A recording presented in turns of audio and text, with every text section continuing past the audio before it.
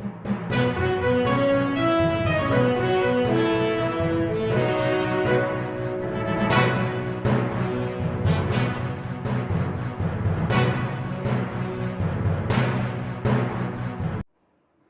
तो बच्चों, आज हम बात करते हैं गाउस के नए एप्लीकेशन की।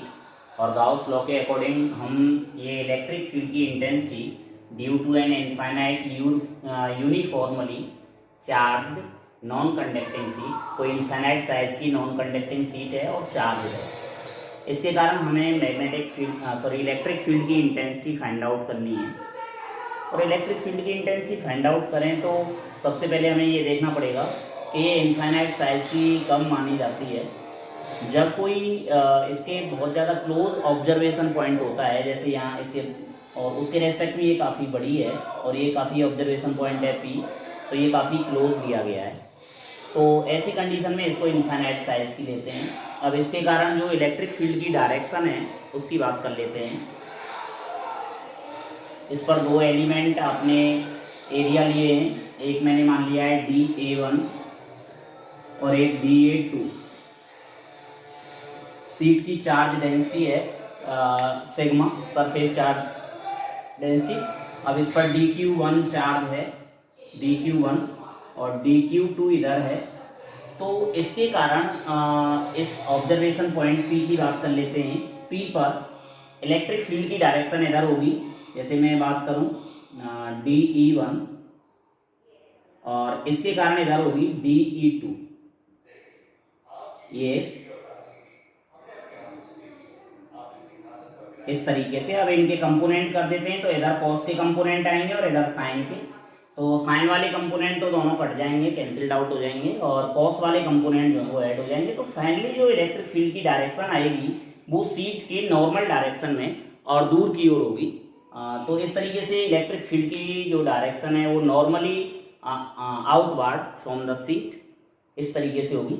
यानी इलेक्ट्रिक फील्ड की जो डायरेक्शन है वो सीट के परपेंडिकुलर आउटवर्ड होगी ऐसे। ये इलेक्ट्रिक फील्ड की डायरेक्शन हो जाएगी बेटा, अगर चार्ज सीट है तो। अब बात करते हैं कि उसका मैग्नीट्यूड कितना होगा। डायरेक्शन हो गया है भाई, वेक्टर क्वांटिटी है इलेक्ट्रिक फील्ड, तो डायरेक्शन हो गया। अभी उसका मैग्नीट्यूड चाहिए, तो मैग्नीट्यूड कितना होगा। तो मैग्नीट्यूड की बात करने से पहले हम गाउसियन सरफेस की बात करते हैं। गाउसियन सरफेस लेंगे जो सिमेट्रिकल हो, और गाउसियन सरफेस सेलेक्ट करने के बहुत सारे कंडीशंस हैं कि भाई जिस पॉइंट पे आपको, जैसे ये P पॉइंट है और P पॉइंट पर आपको इलेक्ट्रिक फील्ड का इंटेंसिटी चाहिए, तो गाउसियन सरफेस उससे पास होना चाहिए। अब ये सिलेंड्रिकल गाउसियन सरफेस लिया गया है। गाउसियन सरफेस की दूसरी कंडीशन ये भी है कि वो क्लोज होना चाहिए। तो क्लोज है ये, इधर से भी, इधर से भी, और ये कर्व्ड सरफेस भी। अब इसमें तीन सरफेस हुए जहां से फ्लक्स आपका एमिट हो सकता है। और इस पोर्शन पे देखो, सीट का इतना पोर्शन, ये वाला पोर्शन जो है इस गाउसियन सरफेस के अंदर होगा, ये वाला पोर्शन। अब इस पे जितना चार्ज आएगा, सपोज करेंगे एरिया A है और इसकी चार्ज डेंसिटी है सिग्मा, तो इसकी जो पोर्शन में जो चार्ज है वो कितना हो जाएगा। अगर मैं DQ की बात करूं या सिग्मा Q की बात कर लेता हूं गाउसियन सरफेस के अंदर, सिग्मा Q हो जाएगा आपका A इंटू सिग्मा। ये आपका हो जाएगा total charge enclosed by Gaussian surface. और इस पॉइंट पर आपको चाहिए बेटा इलेक्ट्रिक फील्ड की इंटेंसिटी P पॉइंट पर। तो क्या करेंगे बेटा, देखो इस पर एक एलिमेंट एरिया लिया है DS1, उसकी डायरेक्शन इधर हो गई, और इलेक्ट्रिक फील्ड की डायरेक्शन तो नॉर्मली आउटवर्ड होती है, तो E की डायरेक्शन होगी। दोनों के बीच में थीटा जो एंगल है वो 0 डिग्री हो जाएगा। अब मैं यहाँ बात करूँ इस कर्व्ड सरफेस को, कर्व्ड सरफेस को आप ले रहे हैं DS2 मान लिया है कर्व्ड सरफेस पर एलिमेंट एरिया, और ये E की डायरेक्शन नॉर्मली आउटवर्ड होगी, तो ये थीटा 90 डिग्री हो जाएगा इस जगह पर, 90 डिग्री। और इस जगह पर अगर बात करूं तो इधर भी आउटवर्ड होगी, दूर की तरफ इलेक्ट्रिक फील्ड है, और DS3 भी इधर ही है, यहाँ पर एलिमेंट एरिया लिया है मैंने इस जगह पर। तो यहाँ थीटा आपका जो है वो 0 डिग्री हो जाएगा। थीटा 3 की बात कर सकता हूँ, ये 2 की बात कर सकता हूँ, ये 1 की बात कर सकता हूँ। अब यहाँ इलेक्ट्रिक फील्ड की इंटेंसिटी P पॉइंट पर फाइंड आउट करनी है आपको। तो अकॉर्डिंग टू गाउस लॉ अगर आप जाएंगे, अकॉर्डिंग टू गाउस लॉ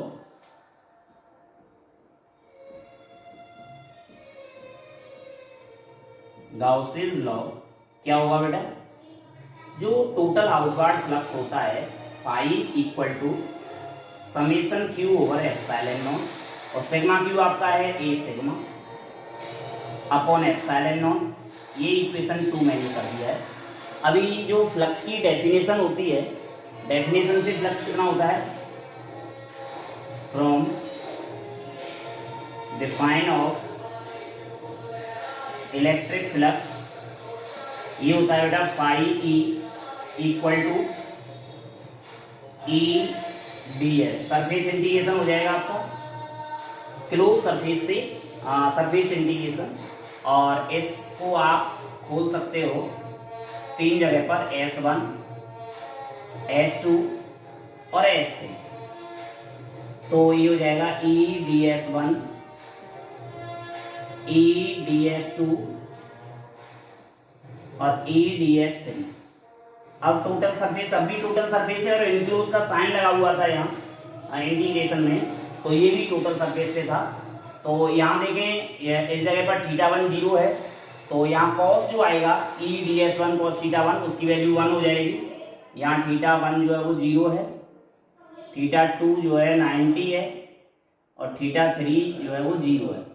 तो इस जगह पर आपका 1 हो जाएगा और इस जगह पर 1 हो जाएगा। तो यहाँ हो जाएगा ई डी एस 1 S1 0 और S3 के लिए ई डी एस 3, इस तरीके से हो जाएगा बेटा। ई को बाहर ले लें आप, डी एस 1 का हो जाएगा ए और इधर ई ए, ये फाई हो जाएगा बेटा, फाई इक्वल टू 2 ई ए। इस तरीके से ये थर्ड इक्वेशन आ जाएगा।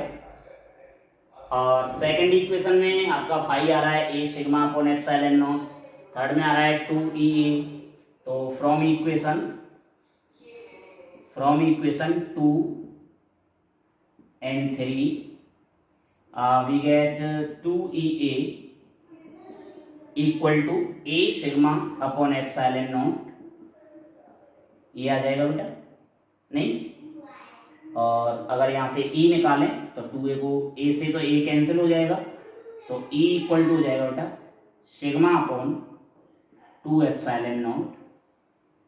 और वेक्टर फॉर्म में लिखना चाहें और E देखो नॉर्मल की डायरेक्शन में है तो ऐसा कह सकते हैं sigma upon 2 epsilon not an cap, इस तरीके से कह सकते हो आप। यानी ये डिस्टेंस पर डिपेंड नहीं कर रहा है और सिग्मा के डायरेक्टली प्रोपोर्शनल है, यानी ये कह सकते हो आप E proportional sigma and does not depend upon the distance. और इसका ग्राफ जो है अगर आप डिस्टेंस के साथ लोगे, ई की वैल्यू का डिस्टेंस के साथ लोगे तो इस तरीके से हो जाएगा ये। और अगर आप